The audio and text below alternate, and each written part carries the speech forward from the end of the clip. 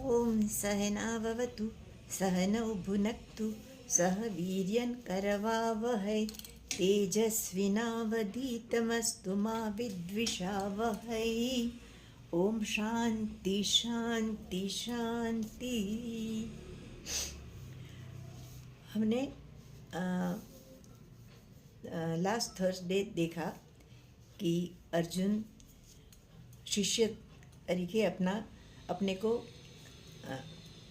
आदर करता है, कृष्ण को कहता है कि मैं आपका शिष्य हूँ, मुझे आप शिक्षा दे। और भगवान ने शिक्षा देना अभी शुरू किया है, अब टीचिंग शुरू हुआ, आत्मविद्या शुरू हुई यहाँ से। और भगवान कहते हैं पहले तो कि शोक करने जैसा नहीं है उसका तो शोक करता है। क्यों शोक करता है? क्योंकि you are not body but you are atma, in आत्मा का जन्म भी नहीं होता, मृत्यु भी नहीं होती। तो तू किसी को मार कैसे सकता है और किसी के द्वारा तू मरेगा भी कैसे? ऐसे कहने के बाद भगवान कहते हैं कि देहिनस्मिन् यथा देहे कौमार्यं यौवनं जरा तथा देहांतर प्राप्तिर्धिस्तत्र न मुह्यते। क्या कहते हैं कि जीवात्मा का क्या होता है? लास्ट टाइम भी उसने कहा था कि तू पहला नहीं था, ऐसा नहीं है। मैं भी पहले नहीं था, वो ऐसा नहीं है। हम अपने मृत्यु के बाद नहीं रहेंगे, ऐसा भी नहीं है। कैसे ये सब होता है? तो कहते हैं कि मनुष्य पहले अव्यक्त होता है, फिर व्यक्त होता है, फिर से अव्यक्त होता है। जन्म होता है तो मैनिफेस्ट होता है। जन्म और डेथ के बीच में वो अस्तित्व धराता है।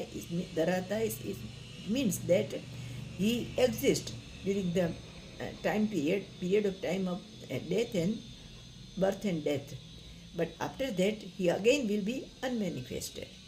Again उसका जन्म होता है, अगेन वो बड़ा होता है, वृद्ध होता है और चले मृत्यु को प्राप्त होता है और उसका अंत आता है, बॉडी का अंत आता है, आत्मा का नहीं आता। तो भगवान एक इस श्लोक में कहते हैं कि जैसे इस देह में अलग अलग अवस्था है।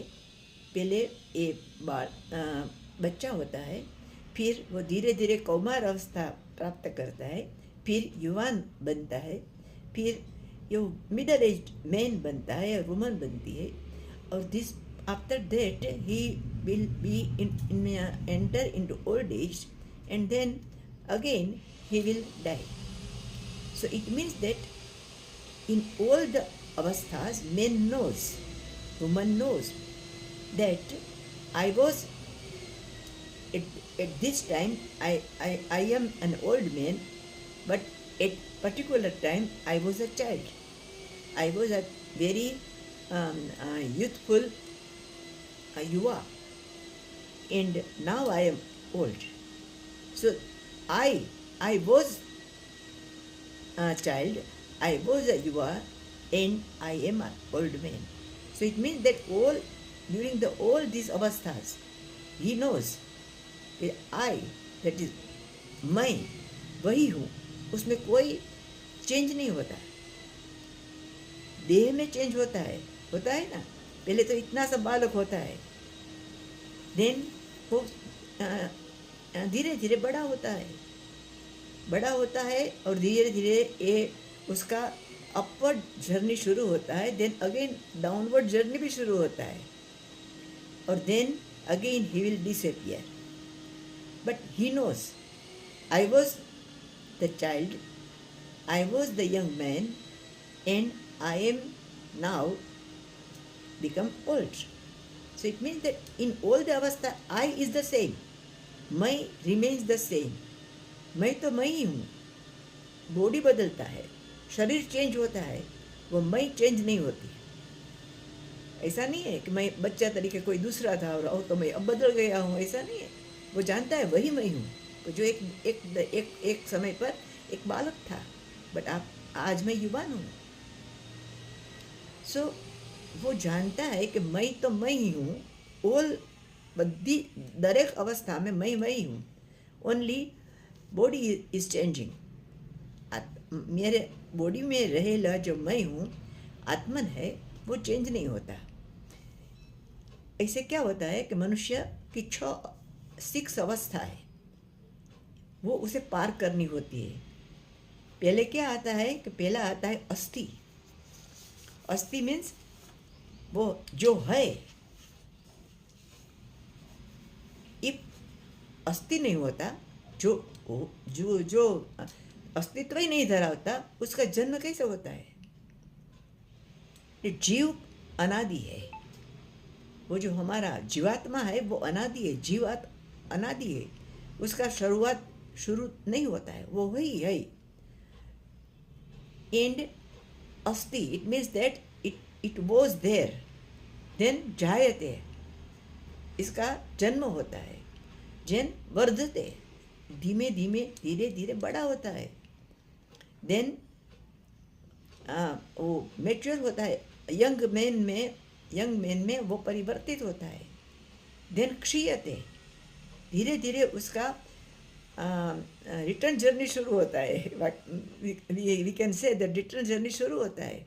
और धीरे धीरे वो मिडिल एज बनता है, ओल्ड एज बनता है, सीनियर सिटीजन बनता है, फिर बीमार पड़ता है, कुछ डिसीज होता है, या डिसीज न हो तो भी उसका लास्ट स्टेज क्या है, वो कहवाते हैं श्रीयते।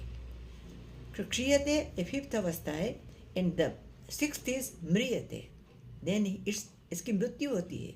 सो इट मीन्स दैट मनुष्य has to, men's body has to pass this 6 stages. पर आत्मा वही है। आत्मा क्षीयते वर्धते, वो कुछ नहीं होता उसको। वो जैसी है वैसी है, पहले से अंत तक, और अंत में भी उसका विनाश नहीं होता। आत्मा अविनाशी है। भगवान कहते हैं गीता में 70वें श्लोक में, दूसरे अध्याय में, अविनाशी तो तद्विद्धि, उसको तो अविनाशी जान, आत्मा को अविनाशी जान, मुझे अविनाशी जान। येन सर्वम इदम ततम विनाशम अव्ययस्य अस्य न कष्टित कर्तुम इहति अर्हति। नाश रहित तो कौन है कि जो शरीर है वो नाशवंत है। अंदर रहेली जो आत्मा है वो कैसी है, तो अविनाशी है। इसका न जन्म होता है, न वर्धते की क्रिया से उसको पास होता है, उसका बॉडी होता है, उससे कुछ नहीं होता। तो आत्मा सत है, बाकी सब असत है। असत मीन्स चेंजेबल, सत मीन्स उसका चेंज नहीं होता। सत्य होता है, सत्य का कभी चेंज नहीं होता। सत्य एक ही होता है, और दूसरा कोई हो तो वो पहला या दूसरा असत होता है। तो असत एंड सत, उसके सिवा कुछ भी नहीं है। सत है आत्मा, असत है हमारा बॉडी। तो जो कोई उसे मानता है, आत्मा को मारने वाला समझता है, तुम मानता है कि मैं उसको मारूंगा, तो वो तो शरीर नहीं है, आत्मा ही है। तो आत्मा को तुम मारता है ऐसे जो जानता है, तो तेरी समझ है वो बिल्कुल गलत है। ऐसा तू सोच ही मत कि तू किसी को मारेगा या किसी से मरेगा, क्योंकि आत्मा मरती नहीं है। जो मरेगा वो तो बॉडी है। आत्मा तो कैसी है, तो उसमें त्रिस्तुप छंद में दूसरे अध्याय में कहा है, न जायते म्रियते वा कदाचित, न अयम भूत्वा भविता या न भूयः, अजो नित्य शाश्वतोऽयं पुराणो, न हन्यते हन्यमाने शरीरे। तो क्या आत्मा कैसी है? यह आत्मा किसी काल में जन्मती नहीं है, न जायते, न म्रियते, न मरती है, न कदाचित, न अयम भूत्वा, अथवा तो वो जो हो कभी उत्पन्न होती है और फिर यह अदृश्य होती है, ऐसा भी नहीं है। आत्मा कैसे है, तो नित्य है, सत है, शाश्वत है। शाश्वत पहले से है, कब से है हम जानता नहीं, है ही है और है। वो थी, है और होगी।